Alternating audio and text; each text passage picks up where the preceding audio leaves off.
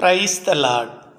இயேசுவுக்குள் அன்பான இறை உறவுகளே, இறைவார்த்தையோடு இந்த நாளிலே உங்களை சந்திக்கிறேன். இறைவார்த்தையாக மத்தேயு எழுதின சுவிசேஷம் 15வது அதிகாரம் 18 முதல் உள்ள இறைவார்த்தை. அக்காலத்தில் இயேசு தம்முடைய சீடர்களுக்கு கூறியது, உங்கள் சகோதரர் சகோதரிகளில் ஒருவர் பாவம் செய்தால் அவர்களுக்கு அதை காண்பியுங்கள். அவர் அந்த குற்றத்திலிருந்து இதோ விடுதலை பெற்றால் நல்லது. அதை அவர் ஏற்றுக்கொள்ளாவிட்டால் 2-3 சாட்சிகளை வைத்தாவது அவருக்கு சொல்லுங்கள். அப்படியும் அவர் அதை ஏற்றுக்கொள்ளவில்லை என்றால் இதோ திருச்சபையாரிடம் கூட்டி வாருங்கள். அன்பு தேவ பிள்ளைகளே, ஒருவர் பாவம் செய்தால், குற்றம் செய்தால் என்ன செய்ய வேண்டும்? யார்? சகோதரன் சகோதரிகள்.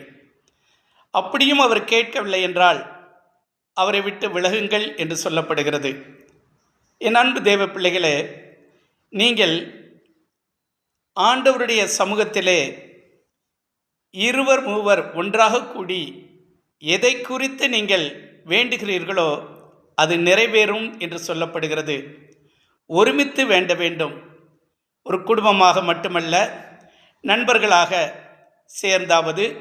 என் அன்பு தேவ பிள்ளைகளை, சேர்ந்து நாம் ஜெபிக்கும் பொழுது ஒரு காரியத்தை குறித்தோ, ஒருவேளை சுகம் வேண்டும், கடன் பாரம் நீங்க வேண்டும், வேலை வேண்டும், வெளிநாட்டு வேலை, பணம் கொடுக்கல் வாங்கல், இதோ இப்படிப்பட்ட பிரச்சனைகளுக்காக கூடி ஜெபிக்கும் பொழுது கண்டிப்பாக அந்த ஜெபம் கேட்கப்படும் என்று சொல்லப்படுகிறது.